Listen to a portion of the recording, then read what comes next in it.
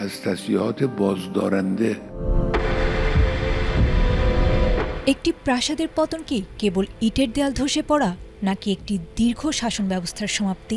তেহরানের আকাশে যে ধোঁয়াকুণ্ডলী পাকিয়ে উঠেছে তা কেবল বারুদের নয়, বরং কয়েক দশকের এক অপ্রতিদ্বন্দ্বী ক্ষমতার স্তব্ধ হয়ে যাওয়ার সংকেত।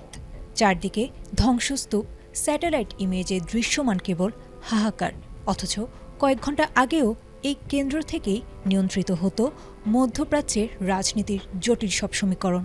নীরবতা ভেঙেছে কান্নায়, আর জল্পনার অবসান হয়েছে এক কঠিন বাস্তবতায়। দীর্ঘ নাটকীয়তা ও ধোঁয়াশা শেষে ইরান সরকার আনুষ্ঠানিকভাবে স্বীকার করে নিয়েছে তাদের সর্বোচ্চ নেতা আয়াতুল্লাহ আলী খামেনির বিদায়। ২৮ ফেব্রুয়ারি শনিবার সকালে যুক্তরাষ্ট্র ও ইসরায়েলের এক নজিরবিহীন যৌথ বিমান হামলায় ধ্বংসপ্রাপ্ত হয়েছিল খামেনির বাসভবন। শুরুতে অস্বীকার করলেও রোববার সকালে ইরানের রাষ্ট্রীয় গণমাধ্যম IRIB এবং বার্তা সংস্থা তাসনিম নিশ্চিত করেছে শাহাদাত বরণ করেছেন তাদের সর্বোচ্চ নেতা। এই অভিযানের খবর বিশ্ববাসীর কাছে প্রথম এসেছে মার্কিন প্রেসিডেন্ট ডোনাল্ড ট্রাম্পের একটি সোশ্যাল মিডিয়া পোস্টের মাধ্যমে।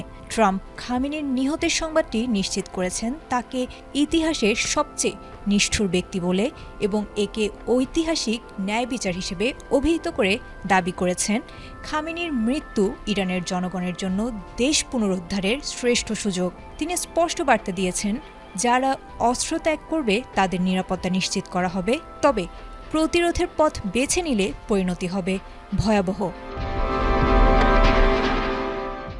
বিবিসির প্রতিবেদন ও স্যাটেলাইট চিত্রে দেখা গেছে খামেনির প্রাসাদটি বর্তমানে পুরোপুরি ধ্বংসস্তূপ। এই হামলায় খামেনির পরিবারের একাধিক সদস্য নিহত হয়েছেন বলে খবর পাওয়া গেছে। এই আকস্মিক শূন্যতায় ইরানে ঘোষণা করা হয়েছে ৭ দিনের সরকারি ছুটি এবং ৪০ দিনের রাষ্ট্রীয় শোক। মধ্যপ্রাচ্যের ক্ষমতার ভারসাম্য এখন কোন দিকে ঝুঁকবে? খামেনির এই বিদায় কি ইরানের অভ্যন্তরীণ রাজনীতির খোল নলচে বদলে দেবে, নাকি শুরু হবে এক দীর্ঘস্থায়ী অস্থিরতা? ট্রাম্পের হুঁশিয়ারি অনুযায়ী বিমান হামলা এখনও অব্যাহত থাকতে পারে, যা ইঙ্গিত দিয়েছে লড়াইয়ের ময়দান এখনই শান্ত হবে না।